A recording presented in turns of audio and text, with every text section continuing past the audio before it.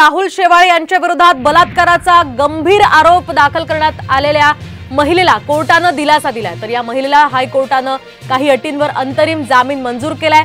राहुल शेवाळे आणि त्यांच्या पत्नीच्या तक्रारीवरून या महिलेविरोधात गुन्हा दाखल करण्यात आला होता। कोर्टाने या महिलेला तपासात सहकार्य करण्याचे आदेश दिलेत। त्यामुळे ही महिला आता पुढच्या 2 दिवसात गोवंडी आणि साकीनाका पोलीस स्टेशनला हजर राहणार आहे। 2 वर्षांनंतर पहिल्यांदाच ही महिला मुंबईमध्ये येणार असल्याने ऐन निवडणुकीत आता राहुल शेवाळेंच्या अडचणींमध्ये वाढ होऊ शकते। सध्या राहुल शेवाळे हे निवडणुकीच्या प्रचारामध्ये व्यस्त आहेत आणि अशामध्ये त्यांच्या अडचणींमध्ये ही वाढ होऊ शकते।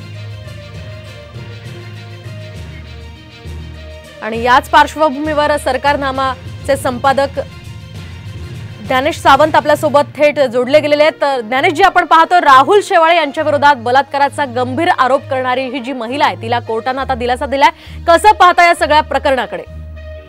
या प्रकरणामध्ये 3 बाजू फार महत्त्वाच्या आहेत। या महिलेला हायकोर्टाने दिलासा दिलेला आहे, अंतरिम जामीन मंजूर केलेला आहे। मुळात या महिलेच्या विरोधात राहुल शेवाळे आणि त्यांच्या पत्नीने गुन्हा दाखल केला, तक्रार दिली होती। त्याच्यानुसार गोवंडी आणि साकीनाका पोलीस ठाण्यामध्ये 2 वेगवेगळ्या स्वरूपाचे, मात्र ज्या गुन्ह्यांमध्ये साधर्म्य होतं अशा गुन्ह्यानुसार तिच्या विरोधात गुन्हा दाखल झाला होता।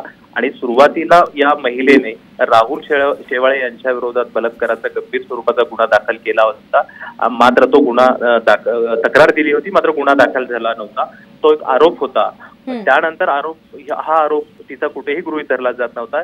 मात्र राहुल शेवाळे आणि त्यांच्या कुटुंबियांच्या विरोधात सोशल मीडियावर काही फोटो व्हायरल झाल्याचा आरोप ठेवून या महिलेच्या विरोधात राहुल शेवाळे आणि त्यांच्या पत्नीने तक्रार दिली आणि त्या तक्रारीनुसार महिलेच्या विरोधात दोडी पोलीस स्टेशनमध्ये गुन्हा दाखल झालेले होते।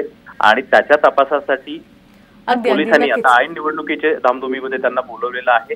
आणि याच दरम्यान दोन्ही गुन्ह्यामध्ये संबंधित अगदी नक्कीच ज्ञानेशजी, धन्यवाद साम टीव्हीशी बोलल्याबद्दल।